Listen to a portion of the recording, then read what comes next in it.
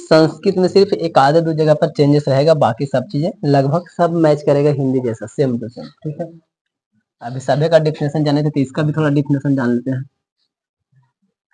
संस्कृत व्याकरण, तो व्याकरण मतलब जो अभी जाने थे थोड़ा, जस्ट उसी से, बस यहाँ पर लिखावट में थोड़ा सा चेंज है।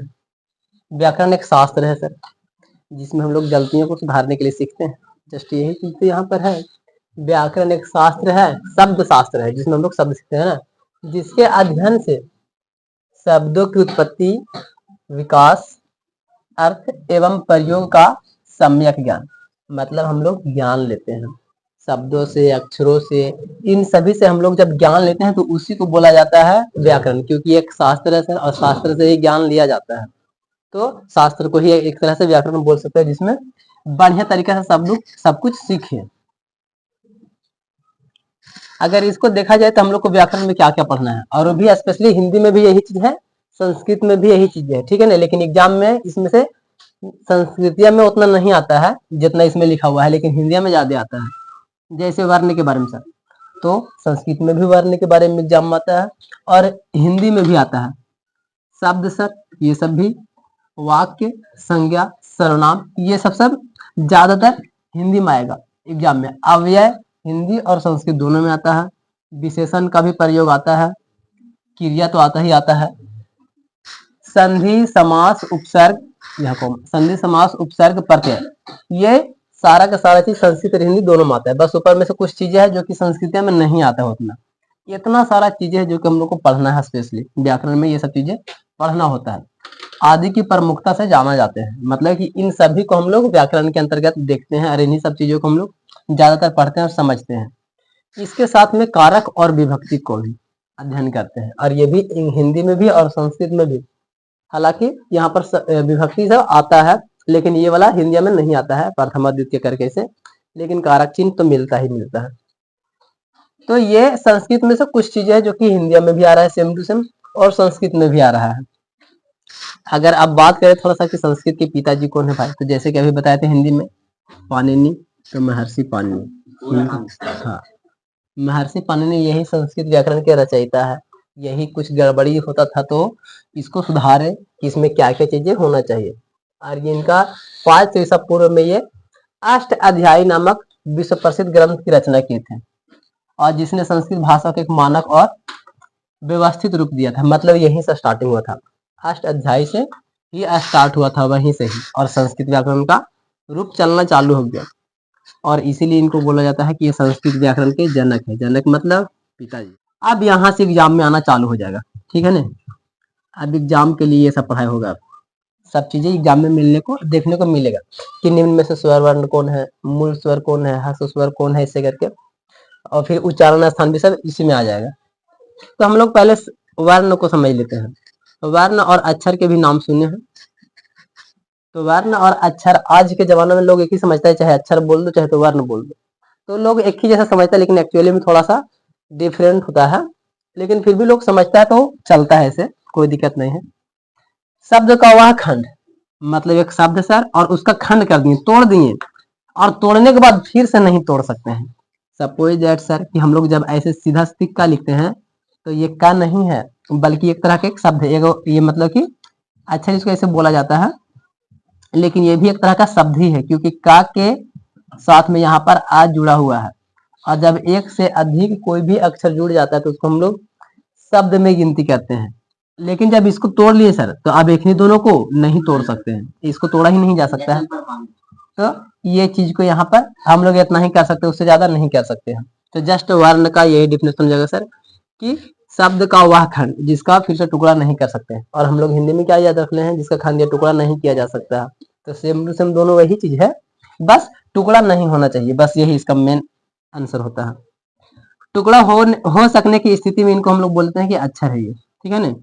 अगर जब टुकड़ा हो जा रहा है तो अक्षर है, तो जैसे कि ये सर का को तोड़ दिए तो अक्षर हो गया है, लेकिन इसको टुकड़ा नहीं होगा तो ये वर्ण हो गया है। लेकिन दोनों लोग, सब लोग लगभग मानता है कि एक ही है, ऐसे करके माना जाता है। यहाँ पर वही लाइन लिख दी है कि व्याकरण में वर्ण और अक्षर में कोई अंतर ज्यादातर खास नहीं किया जाता है। वर्ण के प्रकार, यहाँ से भी सर वर्ण के कितने प्रकार, दो को जानते हैं हम लोग, स्वर वर्ण, व्यंजन वर्ण। इसको आच और हल वर्ण भी बोलते हैं, ठीक है ना, संस्कृत है ना, तो आच वर्ण और हल वर्ण भी बोला जाता है, हल वर्ण, ठीक है, इसको याद रखेगा। स्वर वर्ण को क्या बोलते हैं? अच, अच और हल। स्वर वर्ण मतलब अच वर्ण और हल वर्ण मतलब व्यंजन वर्ण। ये संस्कृत में, संस्कृत पढ़े तो थोड़ा संस्कृत के बारे में होना चाहिए, अच वर्ण और हल वर्ण। तो अब थोड़ा सा स्वर वर्ण के बारे में जान लेते हैं कि स्वर वर्ण क्या है सर।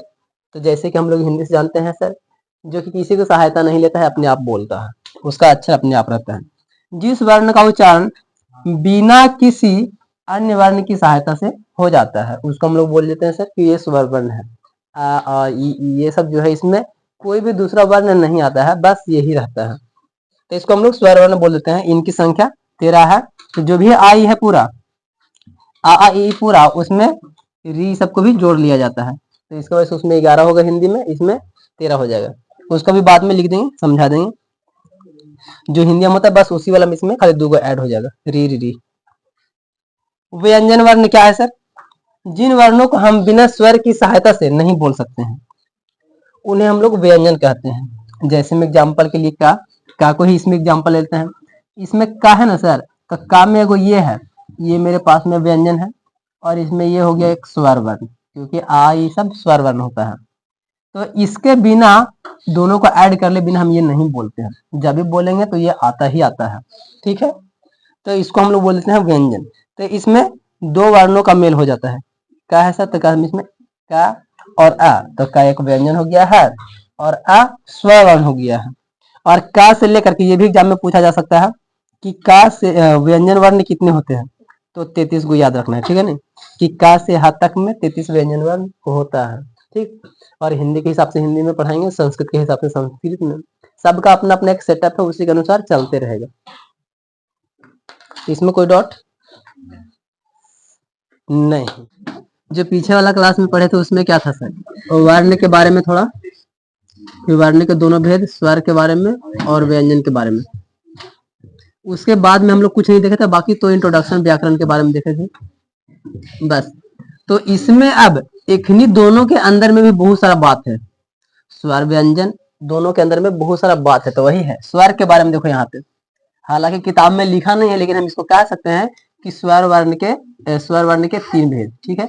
स्वर वर्ण के 3 भेद हम लोग कह सकते हैं, क्योंकि अधिकतर जगह पे ये देखने को मिल जाता है। तो जैसे हम लोग स्वर वर्ण में मूल स्वर, संधि स्वर और पल्लू स्वर, जिसमें स्वर लगा हुआ है, तो जाहिर सी बात है कि ये सब स्वर वर्ण के ही भेद होना चाहिए, लेकिन किताब में नहीं लिखा है, लेकिन फिर भी हम लोग इसको भेद के रूप में समझेंगे।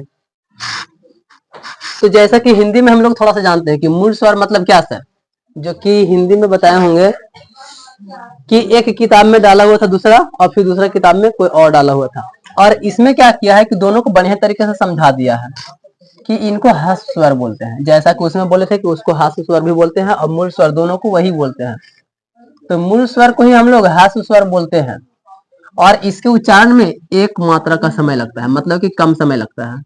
जैसे कि बताया गया था कम समय लगता है, तो मूल स्वर हो गया है। जैसे में एग्जाम्पल फॉर सर, संस्कृत के लिए आ ई उ री लिरी, हिंदी में लिरी नहीं आता है सर, ये ध्यान रखिएगा। हिंदी में लिरी नहीं था, और इसीलिए संस्कृत में थोड़ा बहुत ही चेंजेस होता है, 1-आधे% रहता है चेंजेस, बाकी सब हिंदी जैसा सेम मैच कर रहा है।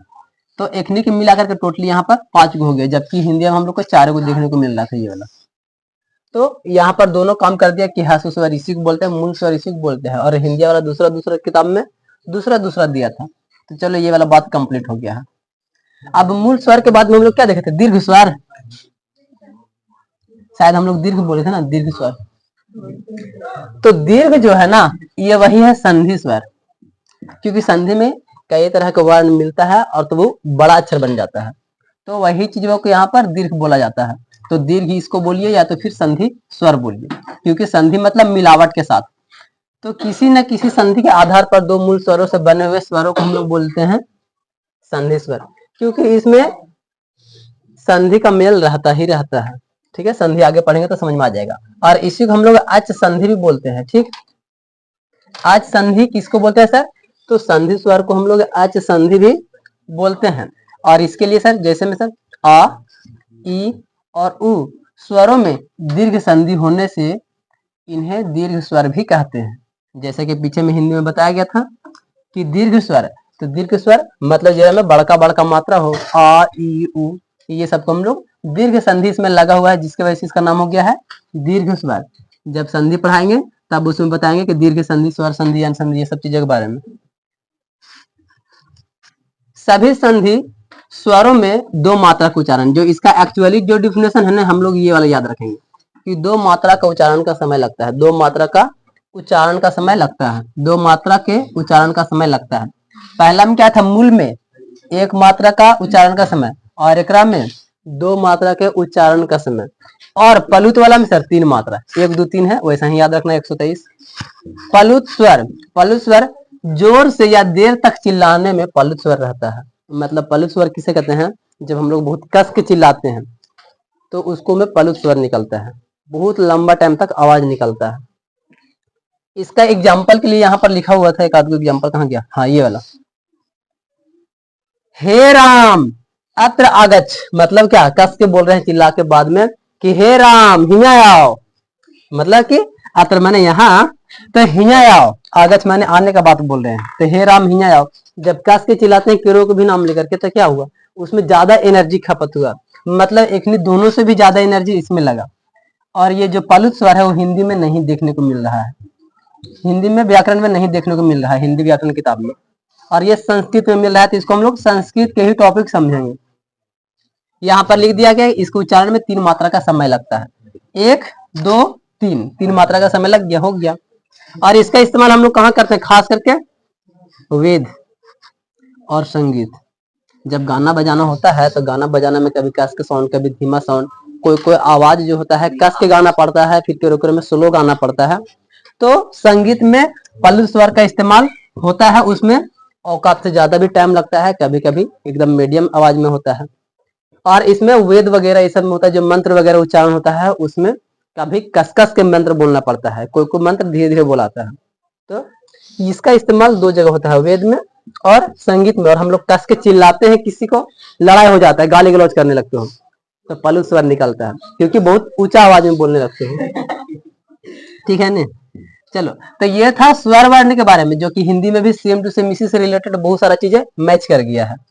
लेकिन संस्कृत में ऑब्जेक्टिव में इससे एक क्वेश्चन ही नहीं आया हुआ है, लेकिन हिंदी में सब आया हुआ रहता है। ठीक है, जहां तक उस दिन लिखा दिए थे और चेक किए जब किताब में क्वेश्चन में, तो इन सब से रिलेटेड उतना है ही नहीं, या तो फिर होगा कहीं पर छुपा हुआ एक आध दुगो, लेकिन एकदम ना के बराबर में इसमें आता है, क्योंकि संस्कृत में हम लोग का उपसर्ग संधि समास ये सबसे ज्यादा क्वेश्चन आता है।